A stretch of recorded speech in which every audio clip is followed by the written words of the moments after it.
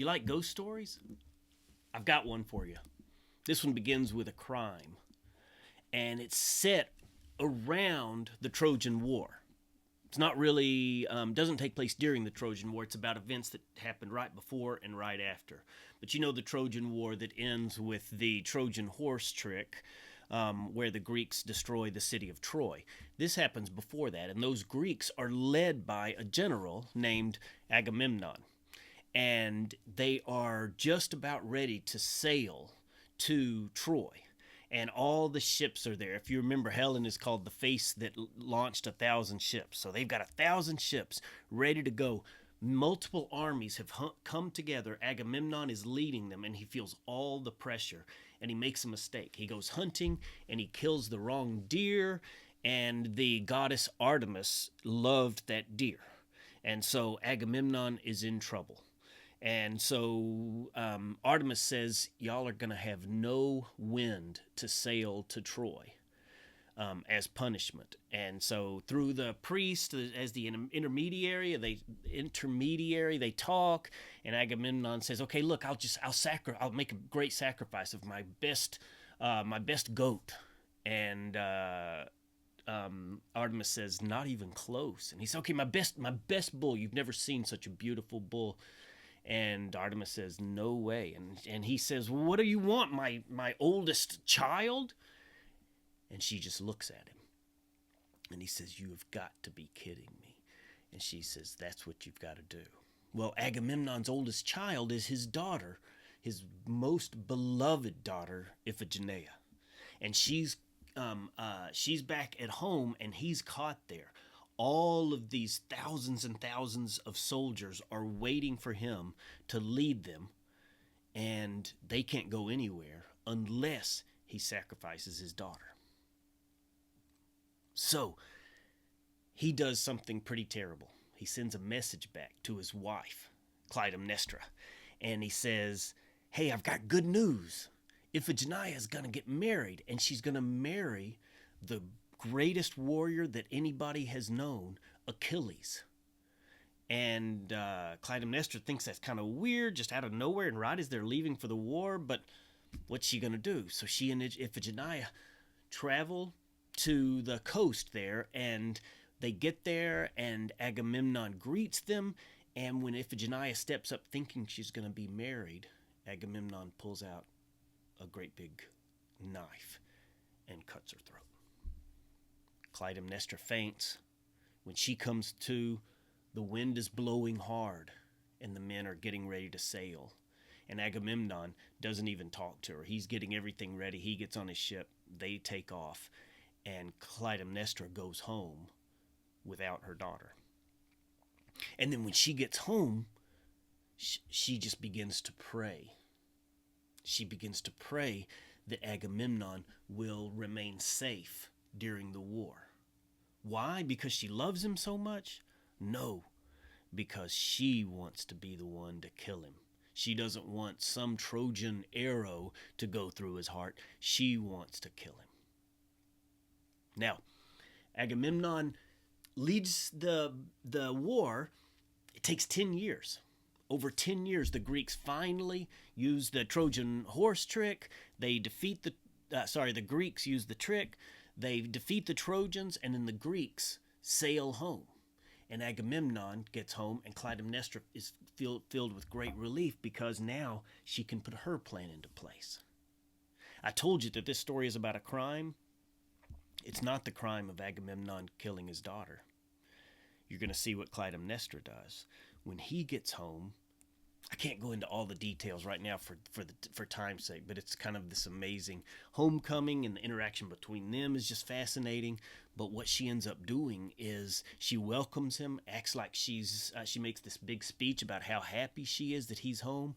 But then when he goes to clean up, there are different versions of the story, but in one of them she has had this net created, and it sort of has spells around it, and she throws it over her husband when he's in the bathtub, and she kills him and chops up his body with an axe.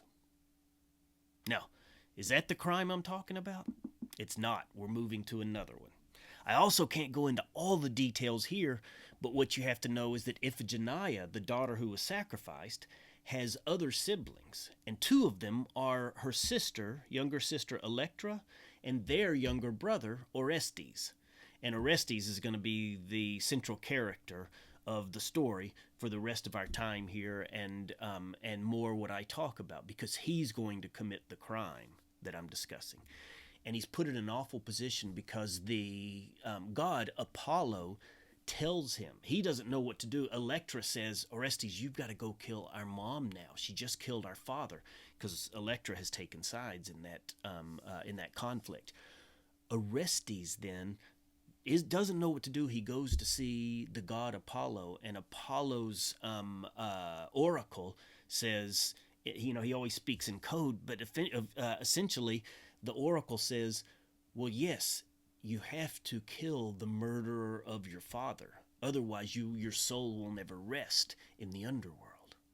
So Orestes goes back. He does end up killing his mother, Clytemnestra. Now, that's the crime that I want to focus on here for a few minutes, because there's really, in the Greek world, there was really specific punishment for someone who killed a kinsman, and especially a parent. And it was the Furies, that the Furies would torment you for the rest of your life. The Furies are these winged creatures who would just squawk and follow you, and it's literal torture every second, everywhere you go. And so Orestes is chased all around the world by these Furies for killing his own mother. Now, let me pause that for just a second. I'm going to set the story over here to the side, and I want to talk about what these ghosts and these Furies have to do with those of us living in the third quarter. Okay, and my main claim today is that all of us are Orestes in one way or another. We're all in a ghost story, especially as we approach and move into the second half of life. What do I mean? Well, most of us, at this point in life, we find that we have more time than we used to ask questions about and reflect on our lives. For years and years now, we've been maybe building a career, raising a family, trying to figure out who we are and all of that. But now, as things have slowed down a little bit, we can start thinking about not just the action and activity of our lives, what we do as we go through the day, but we can begin to pay a little bit more attention to our inner lives and what takes place there. We can think about memories. We can think about decisions that we've made, about times we got hurt, times we hurt someone else. All of this can gain a little more attention than we've typically been able to do it when we were younger. Now, all of those things from the past, when they come to mind, are like ghosts, calling for us to pay attention to them. Maybe we've neglected them, and now they want to be noticed. The past memories, the decisions, the times we've been hurt or hurt somebody else. And for some of us, it feels like a haunting. Those ghosts they seem like the Furies that are going after Orestes, and we worry that they might destroy us. Maybe like Orestes, we feel like we're receiving the punishment we deserve for something we did in the past. Or maybe the Furies are doing their work on us because of something that was done to us. And that trauma is what's calling out to be recognized. Or maybe the ghosts that are working during our third quarter are a lot more subtle than that. Maybe still painful. Maybe they're just asking us to deal with something from the past. Maybe we lost someone and we haven't dealt with it, or an important relationship ended. Maybe the empty nest thing is getting to us, and the first time in forever we get up and there's no one to make breakfast for, no one's soccer games to attend after school. And sometimes the ghosts aren't even that specific, may not be explicitly painful. They just bring discomfort. They just kind of leave us feeling unsettled. Maybe, in other words, there's just a dissatisfaction. Do you know what I mean? When there are parts of your life that kind of have always made sense and they just don't anymore. or to the same extent? Maybe, I don't know, maybe maybe you don't even have a problem with how things are. Your life is going just fine, but it just doesn't do it for you in the same way. These are all common midlife experiences. And that's what I mean when I say that we're all haunted in varying degrees. We all have some sort of ghosts that are calling to be paid attention to right now. So what do we do with that? Well, often we'll try to outrun them. We try to stay busy, we distract ourselves, maybe we double down on strategies that used to work, career, or finding something else to keep us busy. And those are all ways that we're like Orestes, trying to outrun our Furies. So let's go back to the story. Orestes has no trouble hearing his ghosts. They scream at him everywhere he goes. And so here's what happens. He's being chased all around the world, and he's trying to get away from these Furies, and eventually he appeals to the goddess Athena. Now, Athena, she wants to help because she feels a lot of sympathy for him. Because think about it, Orestes was told by one god that he needed to avenge his father's death. So he killed his mother. But now he's being punished for that very act. So he's caught in the middle there, and Athena says, okay, I'm going to help make the decision about what should happen to Orestes at this point. So she convenes what turns out to be the world's first court case. She sets up a group of people and she says, y'all sit over here, y'all listen to this, we're going to hear both sides of the story, and I want you to decide which group you agree with. And so that's the world's first jury. And so Orestes explains, he says, I was caught there and I was trying to listen to one god, but I knew I shouldn't do this with my mom, but I had to do one or the other. He explains his case. And then the Furies say, this is open and shut. You can't kill your mother. How obvious is it what the jury should decide right here?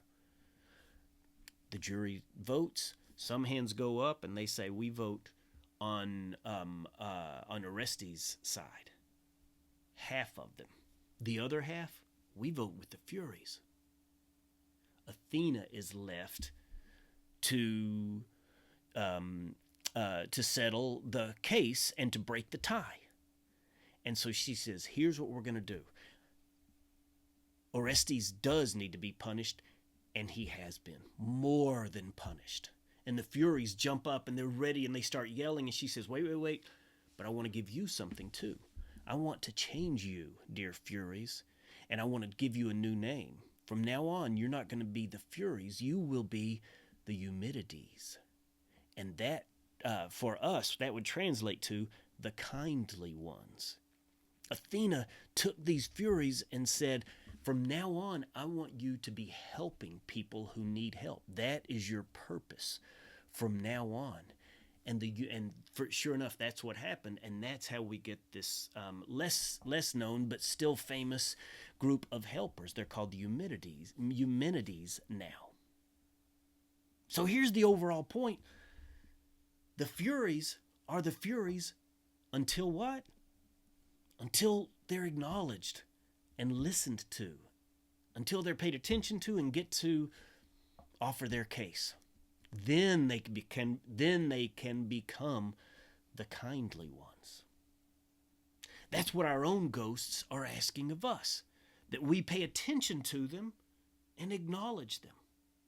So what does it mean practically? I don't know, there might be a regret within you that just won't settle down, that you've got to think about and address. Maybe there's a decision that you constantly replay, and you need to look into that. Maybe there's a relationship that ended but never got resolved. Maybe there's a career that succeeded and is succeeding, but it feels incomplete. It's like it's not enough for me anymore. Or the same thing with an identity. I've always been this kind of person. I've always played this kind of a role. As a parent or a person at work or in a certain relationship, that's always who I've been, but it doesn't work in the same way anymore. Those are just a few examples, but those are examples of ghosts. And notice, They're not rattling chains in some old attic. They're unfinished business. They're not trying to trap us in the past and keep us back there. They're trying to make room for a larger life. So the question isn't how to silence them. It's whether we're willing to listen to them, to let them have their say. The psychologist Carl Jung said that we don't become enlightened by focusing on the light, but by making the darkness conscious. Thanks, y'all.